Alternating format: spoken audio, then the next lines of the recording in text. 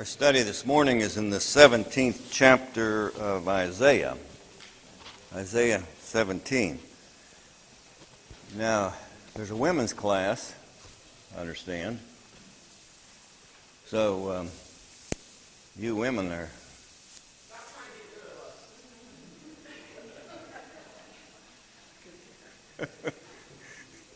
You women have an option. I guess the men have no option. Which may not be so good, you know, that we all need options. Okay. Ned, would you word a prayer for us this morning? Dear most gracious, loving Heavenly Father, Lord, we're thankful for this Lord's Day that we have and we come to have fellowship one with another. Pray, Lord, you'll be with us this morning, that we'll learn and apply these teachings to our lives and use our lives to serve you. Forgive us for our sins, Lord. We know we sin often and fall short of thy glory. We pray especially for our nation, Lord, that it will be more of a God-fearing nation. Continue to bless us and watch over us here at Alkire Road. In Jesus' name we pray. Amen. Last Sunday morning we were talking about, in fact, Isaiah in the 16th chapter is dealing with the people of Moab. And Isaiah his heart went out to them that God gave him the information about the destruction of Moab, the complete obliteration of Moab, and Isaiah his heart went out to them. He felt sorry for them, I suppose you'd say, and we were kind of discussing, that relationship between Moab and Israel. And after class, Sue Hatfield reminded me about a kind of a personal relationship that the Moabites and the Israelites had. And what was that personal relationship? Pardon me? Yeah, it was through Lot, but later on, Lot, and then think a minute here. What was that connection, that other connection between Moab and Israel, other than, Lot?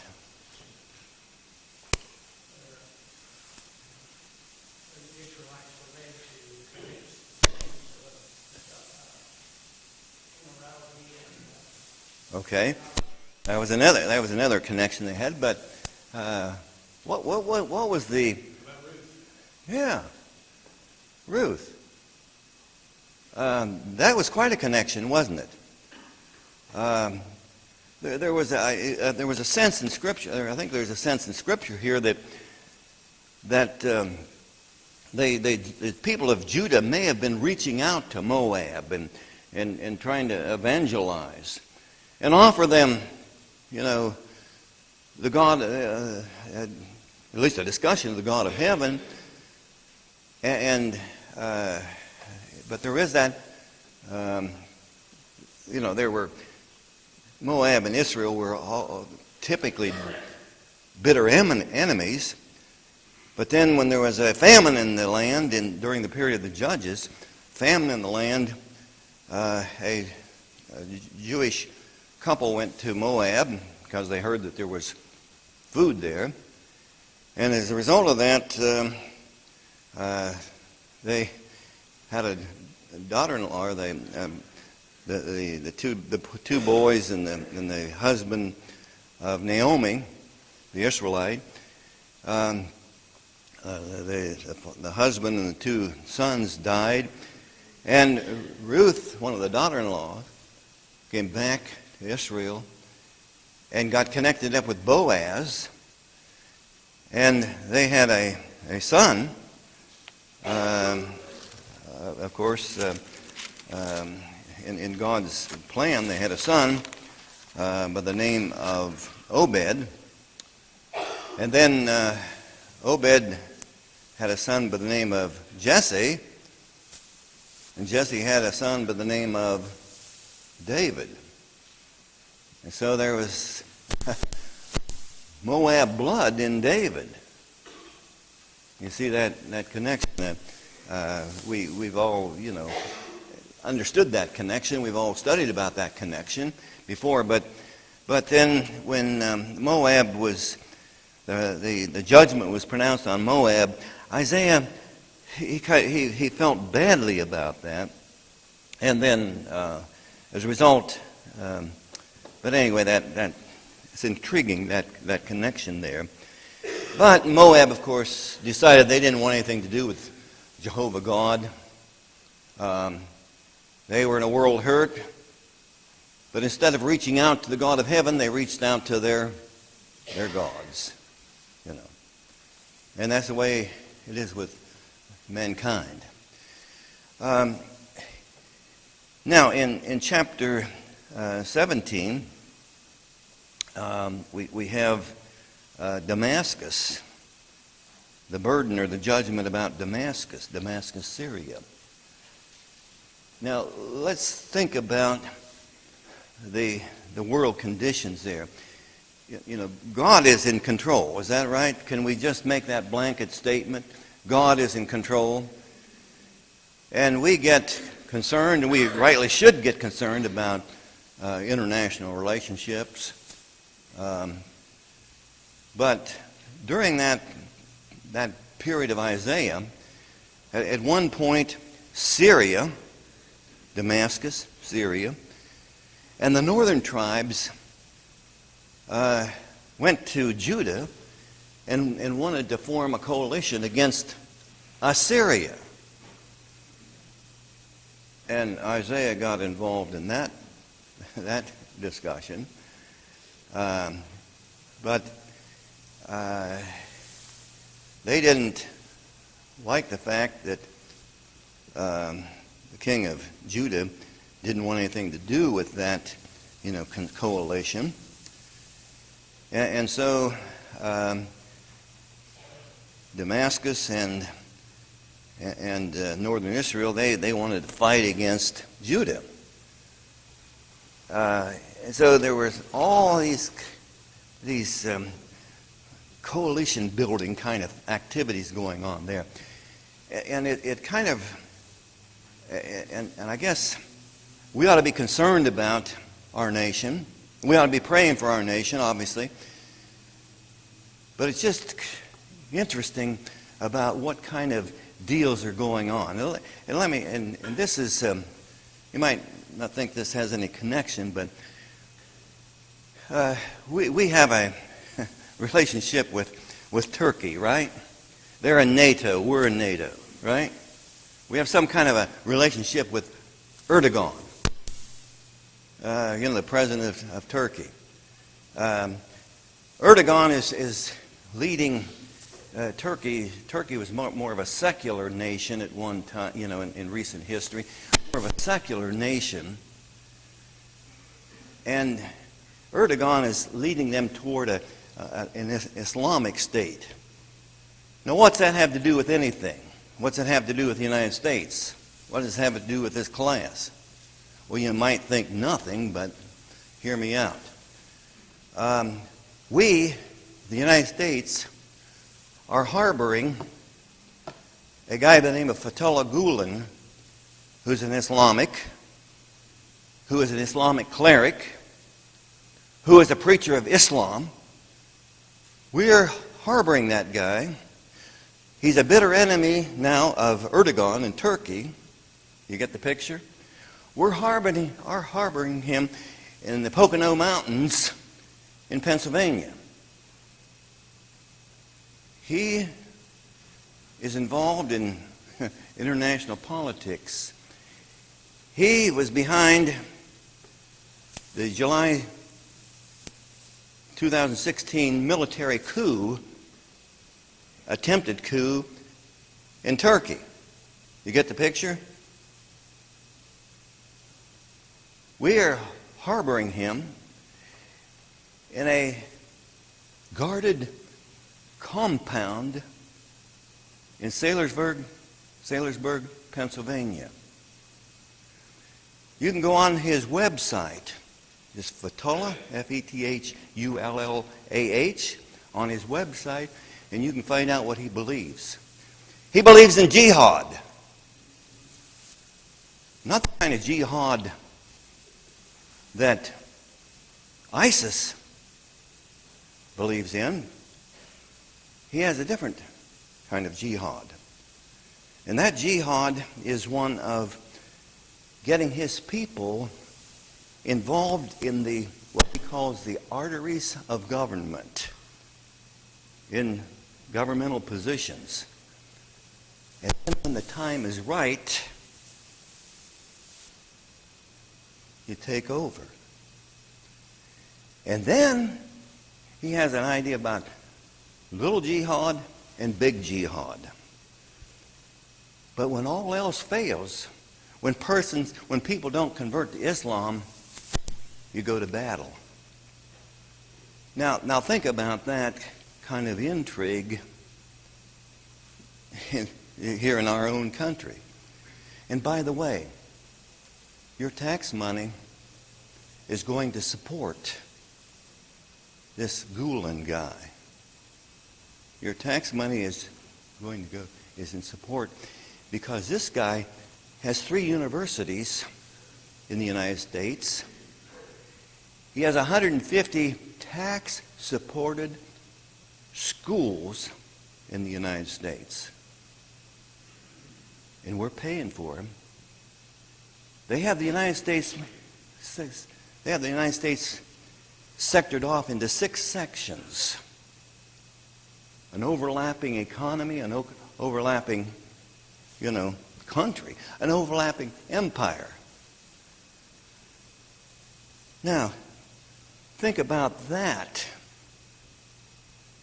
in connection with, international relations. And international relations have always been complicated, but this is one, if you have a computer, get on his website, Fatullah Gulen, Gulen, and you'll read about his philosophy, his teaching, and his intentions.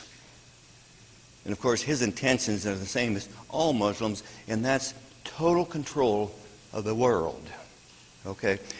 Now, you see, that sort of thing isn't particularly new in international relations, but when we talk about Damascus and Judah and northern tribes of Judah and all of those intrigues, those international relationships, maybe we get a little better understanding of the dynamics of all this.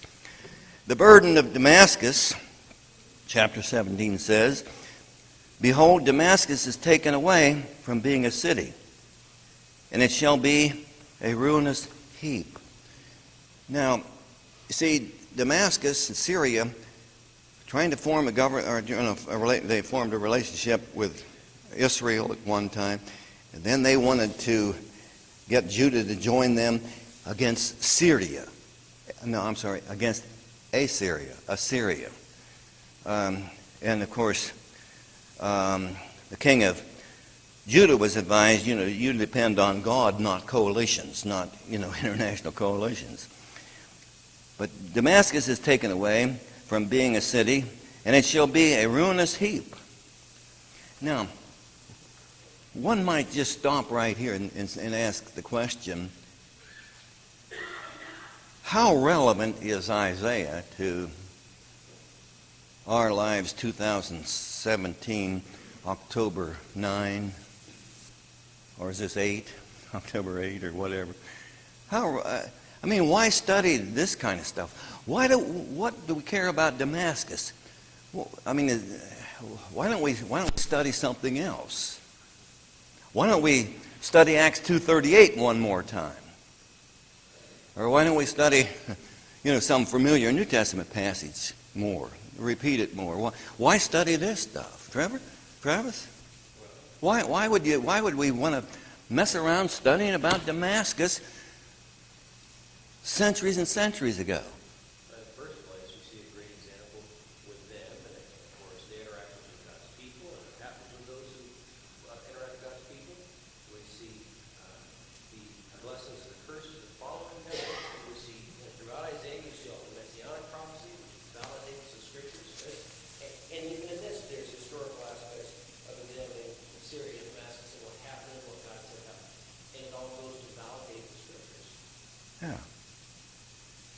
Damascus is taken away and being a ruinous heap. And it shall be, being a city shall be a ruinous heap. The cities of are forsaken. They shall be for flocks, which shall lie down, and none shall make them afraid. So it's going to be, livestock will roam where people used to be. So I guess you'd say, well, so what? That's ancient history. What's that mean to us? Verse 3, the fortress also shall cease from Ephraim, and the kingdom from Damascus, and the remnant of Syria, they shall be as the glory of the children of Israel, saith the Lord. Now, Damascus and Ephraim, and in Hosea, he uses the name Ephraim for Israel, substitutes that for Israel, like 17 times. Okay, so he's talking about northern Israel here. The fortress shall be, the fortress shall cease from Ephraim, and the kingdom from Damascus, and the remnant of Syria, they shall be as the glory of the children of Israel, saith the Lord. Well, both Damascus and the whole Syrian area and Israel were going to be overrun. Well, they were overrun. They had a scorched, what we would call a scorched earth policy. What's that? Complete destruction. The Assyrians had this idea of complete destruction of the people, not only the people but the geographic, the real estate. The fortress in verse 3, the fortress also shall cease from Ephraim, substitute for Israel, substitute name for Israel. Ephraim was a dominant tribe in northern Israel for ages. And the kingdom from Damascus, and the remnant of Syria, they shall be as the glory of the children of Israel, saith the Lord of hosts. Now, that expression, they shall be as the glory of the children of Israel. What's that mean? Shall be as the glory of the children of Israel. Well, there isn't much glory in complete destruction of a scorched earth policy. So what's that mean? What's that have to do with anything? Pardon me? Could be.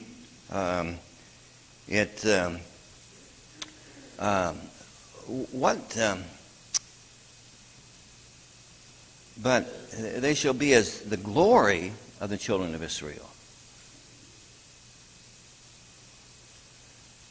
It may be here that there was going to be a remnant of those people left. It may be, just like there was a remnant of the children of Israel left.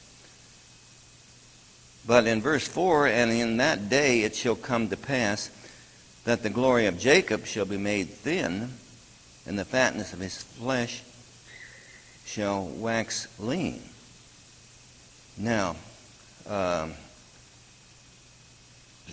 in that day shall come to pass that the glory of Jacob shall be made thin. Now, when the Assyrians came into northern Israel and Syria,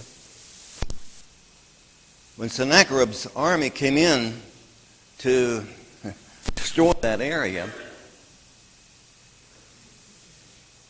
did they destroy some of the cities of Judah?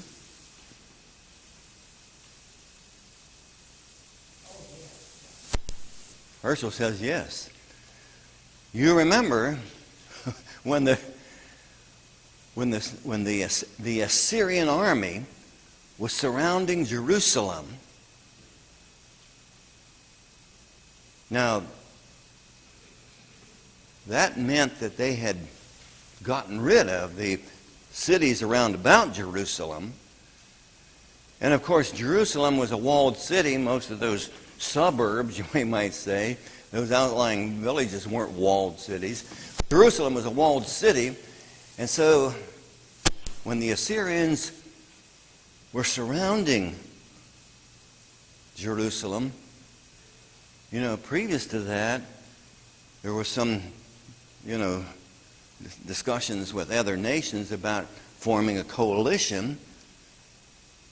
But when King of Assyria had that 185,000 troops outside Jerusalem, did they need any coalition to beat the Assyrians? Pardon me? They didn't. They were thinking about a coalition, right? Yeah. But they weren't sufficient. They didn't feel sufficient when they were surrounded, because they were so hungry that what was happening in the city? Cannibalism. Okay. I'd be hungry. But Isaiah came to King Hezekiah and said, it's going to be all right. And in one night, God struck 185,000 of the troops dead. You see? They didn't need any coalition if they... And of course, Isaiah... Think of the influence Isaiah must have had on that social order. Think of the influence he would have had on the kings. One human vessel advising the king, and making it through God, making it all right. I would assume it was. Well, I think the Bible tells us because Paul Oh, yeah. on his way, and they laid him on the wall in Damascus. Yeah. And, centuries later, Probably the wall. no doubt was walled at that time, and they rebuilt. Yeah. Yeah. So that's a good point, that it was, it was a fortress, it was a fort, so to speak. And it shall come to pass in verse 4 that the glory of Jacob shall be made thin. There's going to be a collateral damage there to the people of Judah, and the fatness of his flesh shall wax lean. Now, Isaiah is going to use three different kind of, I guess you'd say, metaphors or analogies here in terms of describing the destruction. The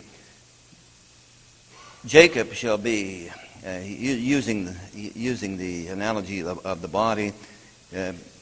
He would be made to wax thin.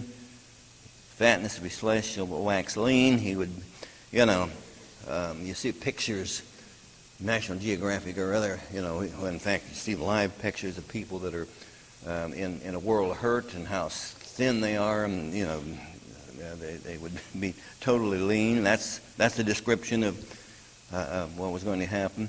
And it shall be when the harvestman gathereth his corn and reapeth the ears with his arm, and it shall be as he that gathereth ears in the valley of Rephaim.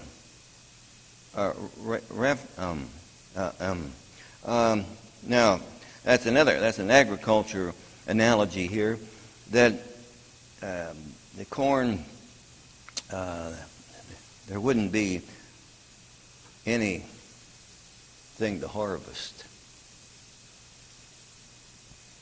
And then it would be like he's describing the utter destruction that's going to take place here.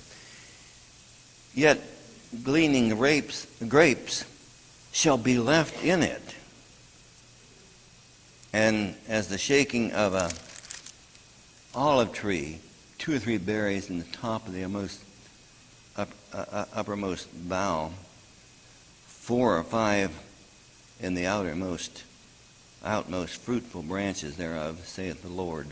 Now that, I don't know anything about gathering olives. Does anybody know anything about gathering olives? Mark, do you know anything about gathering olives?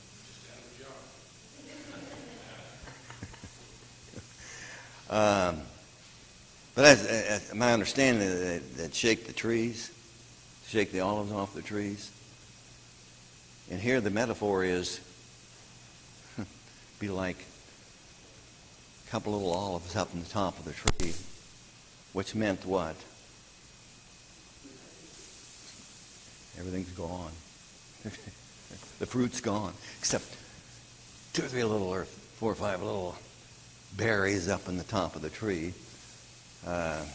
Another way of describing destruction. That's what he's getting at here.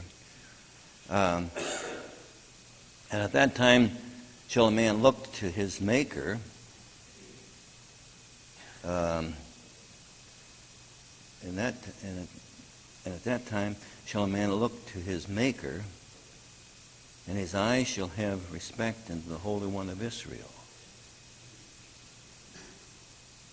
And he shall not look to the altars, the work of the hands, of his hands, neither shall respect that which his fingers have made, either the groves or the images.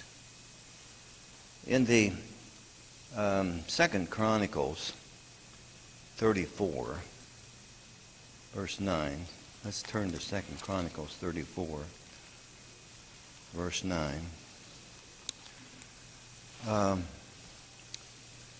When northern Israel, when Israel divided into Judah and the other tribes, and Jeroboam set up these altars at Dan and Bethel. And then eventually they had big altars at Samaria, the capital of northern Israel. When he set those altars up, there were prophets from Judah that came over into northern Israel, right? That tried to bring them back. We have a history of some of those, at least one of those going over, and there was some interaction between, the people in Jerusalem and these other tribes in terms of trying to get them, to not worship at those idols or worship those idols that were established. And during this period of Isaiah, there was some, at least we might say, interest on the part of Ephraim, in that northern sector.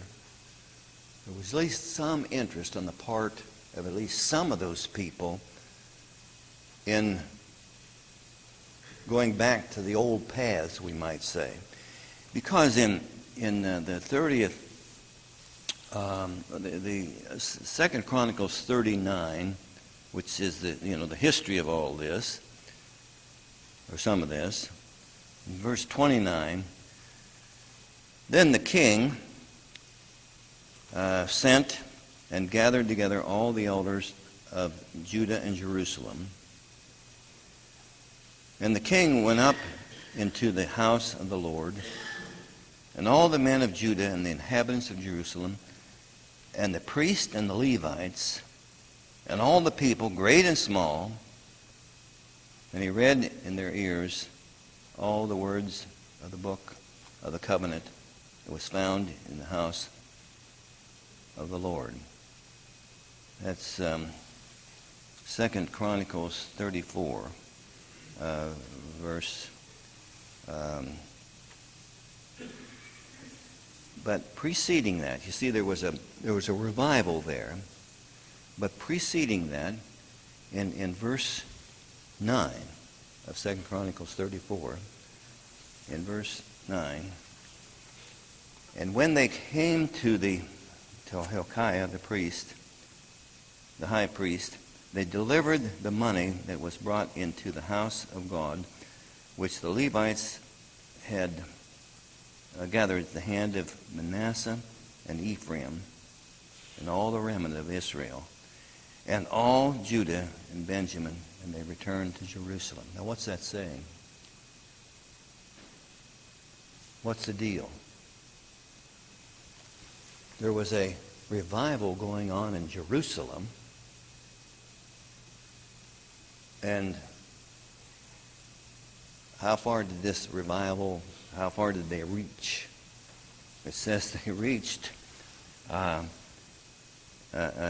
the, they gathered at the hands of Manasseh and Ephraim and all the remnant of Israel and all of Judah and Benjamin, and they returned to Jerusalem.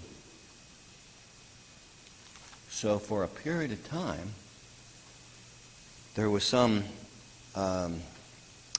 interest on the part of some people in the northern area to become, to return to the old paths.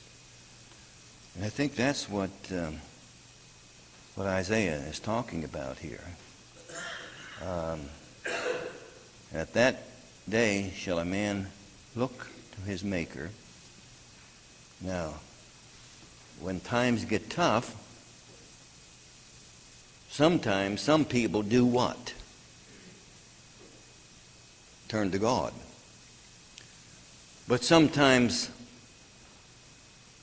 some people, when times get tough, they blame God. They turn against God. There's some robust lessons there for us, I guess. But, there was this prediction that there would be some. In verse 7, and at that time shall a man look to his Maker, and his eyes shall have respect to the Holy One of Israel. And he shall not look to the altars. You'll see there would be some there. They wouldn't look to those pagan altars that had been set up originally by Jeroboam back when the nation split. Neither shall respect that which his fingers have made, either the groves or the images. Some of them are going to turn away from those idols, those false gods. And in that day shall his strong cities be as a forsaken bough. Now this is a new paragraph starting there in verse 9. And in that day shall his strong cities be forsaken as a forsaken bough, and his uppermost branch, which they left because of the children of Israel, and there shall be desolation. Again, describing this scorched earth situation. Verse 10, because thou hast now. Now in verse 10, then we start, looking at why all this has happened. Because thou hast forgotten the God of thy salvation, and hast not been mindful of the rock of thy strength. Therefore shalt thou plant pleasant plants, and shalt set it with strange slips. I have no clue as to what that language there, the strange slips, means. Anyone? Does that make any sense to anyone? Does that mean anything to anyone? Is there another translation that uses some word other than strange slips? What, Luke? ESV says, so you plant pleasant plants and sow the fine branch of a stranger. And so, how does that then, read that again, Luke, please. The whole verse says, for you have forgotten the God of your salvation, and have not remembered the rock of your refuge. Therefore, though you plant pleasant plants, and sow the vine branch of a stranger,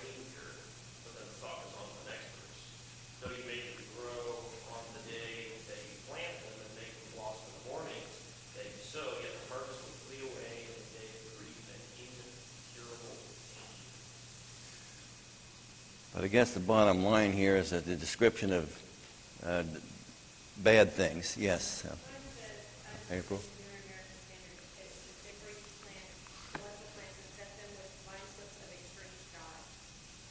It has something to do with idolatry then. Well, it's just kind of an interesting word there, or phrase. Okay, idols, pagan worship.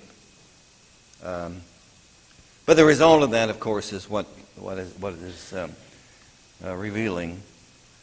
In that day, and he continues that agriculture metaphor, in that day shalt thou make thy plant to grow, and in the morning thou shalt make it thy seed to flourish. But the harvest shall be as a heap in the day of grief and of desperate sorrow. Again, describing the pain and destruction. Woe unto the multitude, verse 12. Woe unto the multitude of many people which make a noise, like the noise of the seas, to the rushings of nations, to the that make a rushing like the rushing of mighty waters. That expression, rushing of nations, noise of the sea. What's that? Rushing of nations.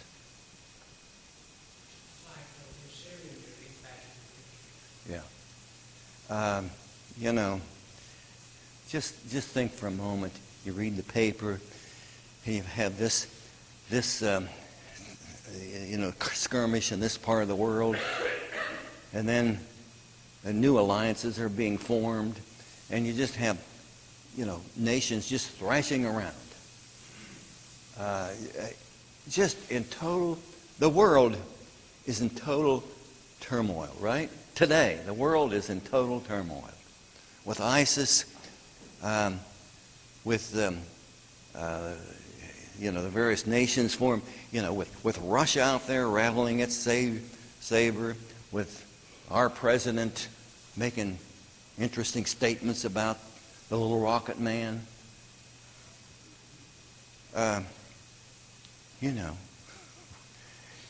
That's kind of the rushing of nations, isn't it? The turmoil that's going on all across the globe. That's the way it was among those nations of the Middle East there. Verse 13, the nations shall rush like the rushings of many waters. But you've got to wonder what, if God looks down on his creation and sees all this happening, and with our finite minds, we just, are just kind of are in awe of or in fear of. But who's in control? That's kind of what you have to stop now and say, who's in control? It's not the little rocket man, right? Or it's not the, it's not the President of the United States. We get our country gets a false sense of security, I think, when we talk about our president being the most powerful person in the world. Shouldn't that be scary to us when we think of our president being the most powerful leader of the world? We're electing the leader of the free world. Well, that's a little bit arrogant, isn't it? Very arrogant. Yeah. Pretty arrogant.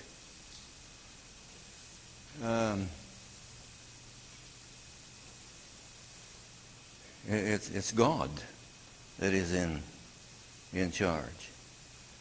Nations, verse 13, the nations shall rush like the rushings of many waters, but God shall rebuke them, and they shall flee far off, and shall be chased of the chaff of the mountains before the wind, and like a rolling thing before the whirlwind. Verse 14, and behold, at eventide, trouble, and before the morning is not. This is the portion of them that spoil us, and the lot of them that rob us. So if we could just, if there's just one message here, one takeaway from this discussion of the destruction of Syria, Damascus, Syria, and the northern tribes of Israel. If there's one takeaway, what would it be? Or maybe two takeaways. What would it be? What's the message? What's the lesson? What's it mean to us? Here, probably that's it. There's, it's just kind of, it boils down to that one simple truth. When you think of Jeroboam, how he did when he led the people away, he gave them just enough truth to keep them there. Yeah. He mixed enough of that at Dan and Bethel. He knew if they went back to Jerusalem, he would lose them. And so he erected those altars up there so that he could keep them. That's where it reminds me today of a false teacher that leads people away. They give them just enough truth to hang on to, and then they mix their other doctrines anyway. Jeroboam was smart in doing that. He knew if he did it, he knew what he was doing in this sense. Yeah, and when the prophet from Judah came down and cursed the altar there at Dan, or was it Bethel? Bethel. Yeah, the prophet from Judah came down to Bethel, cursed the altar. Jeroboam come out, and what did he do? He was going to... Huh? Well, he started to, what? Grab him. What happened? His arm became as kind of a stone. And he should have known that there was some... He should have known that he needed to go in a different direction. Jeroboam should have known that. But he didn't. Next week we're going to talk about Ethiopia. Ethiopia. And as you think about that, meditate on Ethiopia for this week, and think about the Ethiopian eunuch centuries later. How that he figured into world history and salvation.